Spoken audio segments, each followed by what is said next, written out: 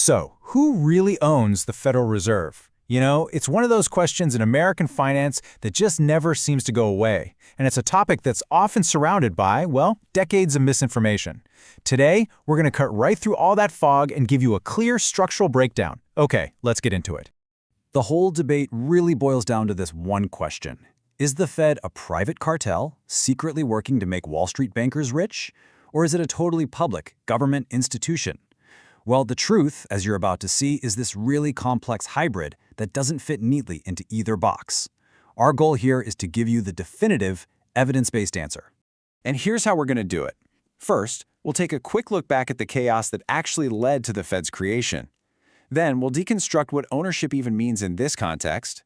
After that, we'll map out the real power structure, tackle the myth about Fed profits heading into 2025, and then wrap it all up with a clear, smart money takeaway. To really get a handle on the Fed's unique design, you have to understand the problem it was built to solve. Before 1913, the American financial system was, frankly, a mess, plagued by a century of instability, constant panics, and collapses. The real breaking point was the panic of 1907. Without a central bank to step in and provide cash, the entire system just seized up. The US government was literally powerless. And get this, the nation was saved by one guy, the banker J.P. Morgan, who had to lock New York's top financiers in his library and basically force them to pool their money. This whole episode showed just how weak the system was, and it finally pushed Congress to act, which, a few years later, led to the Federal Reserve Act of 1913. Now, the very first draft, which was called the Aldrich Plan, was pretty much a banker's dream, a central bank completely controlled by other banks. But that was politically dead on arrival. So the final Federal Reserve Act was a huge compromise. It kept the idea of private banks putting up the capital, but it shifted the ultimate control away from Wall Street and put it in the hands of a publicly appointed board in Washington, D.C. And that's the foundation of the whole hybrid system we have today. Okay, so that compromise created this really unique hybrid system, but how does it actually work? Well, that brings us to the part of the Fed that is the most misunderstood, the so-called stock held by private member banks. This is the source of pretty much every private cartel theory out there, so we really need to put it under the microscope. So if you look at this chart, it becomes pretty clear. If you own common stock, let's say in a company like Apple, you've got rights, you can sell it, you get to vote on big decisions, and you have a claim on the company's assets if it ever liquidates. Federal Reserve stock, it has none of those features. You can't sell it, it gives you 0 votes on monetary policy, and if a reserve bank were to ever dissolve, every last penny of its assets goes straight to the US Treasury. So this stock is really much more like a required membership fee than a real ownership stake. And any lingering argument that this stock was about making a profit was weakened even more back in 2015. That's when Congress passed something called the FAST Act, and it specifically went after the dividend payments that the big banks were getting on this stock. See, before 2015, every member bank got a fixed 6% dividend. Simple. But the FAST Act changed the rule, but only for the biggest banks, those with assets over a certain limit.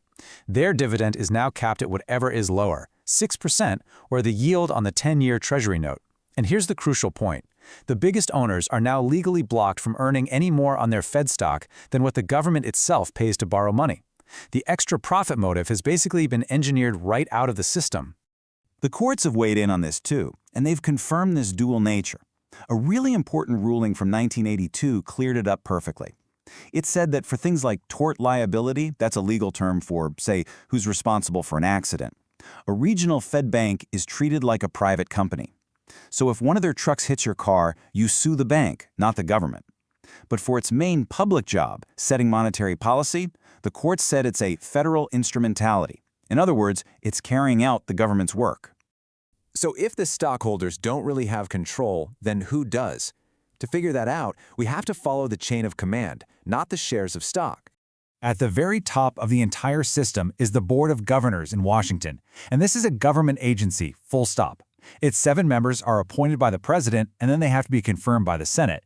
And here's the brilliant part of the design. They each serve a single 14-year term.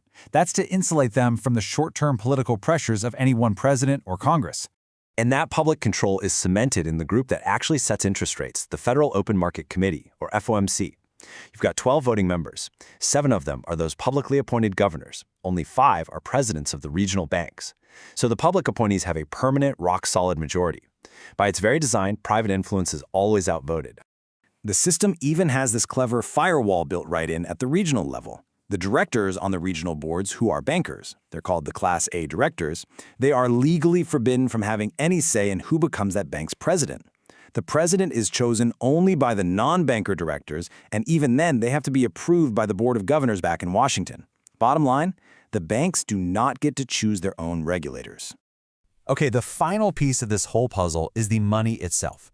I mean, if the Fed is really a private cartel built for profit, then it should be making a ton of money for its owners, right? But if you look at the data from 2024 and into 2025, it tells the exact opposite story.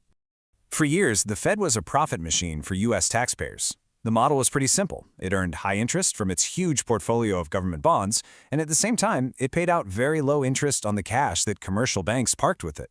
The difference, which was pure profit, went straight to the US Treasury. We're talking $100 billion a year sometimes. But the fight against inflation completely flipped that model upside down. The Fed had to crank up the interest it pays out to banks, but it's still stuck holding all these old, low-yield bonds. And that has created this massive income inversion, where its expenses are now way bigger than its income.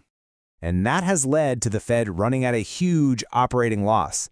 The official accounting term for this pile of accumulated losses is a deferred asset. And as of early 2025, it's sitting at a staggering $225 billion. The Fed is deep, deep in the red. And the direct result of that is this. The Fed has completely stopped sending any profits to the US Treasury. And that suspension is going to stay in place until it can somehow earn back that entire $225 billion deficit.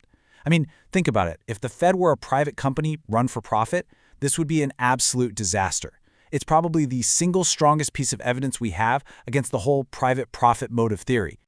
So after looking at the history, the law, the power structure, and of course following the money, we can finally answer that core question we started with. Really, the smartest way to think about the Federal Reserve is to see it as a public utility. The private banks were required to put up the startup capital. You could say they provide the fuel for the system, but the government is the one holding the steering wheel, controlling the gas pedal, and deciding where the car is going. Ownership is just a legal technicality. Control is what really matters, and that control is firmly public. So, what's the bottom line for anyone watching the markets? It's this.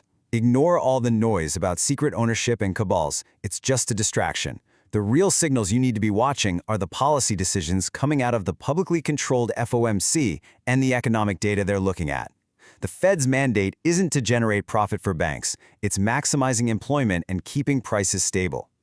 Ultimately, the evidence just doesn't show that the Fed is a private conspiracy. It's a uniquely designed, incredibly powerful, and independent government entity. And that realization kind of shifts the whole debate. The question isn't who owns it. The real question we should be asking is, how do we make sure an institution with this much power over our economy is held accountable? That's the conversation we ought to be having.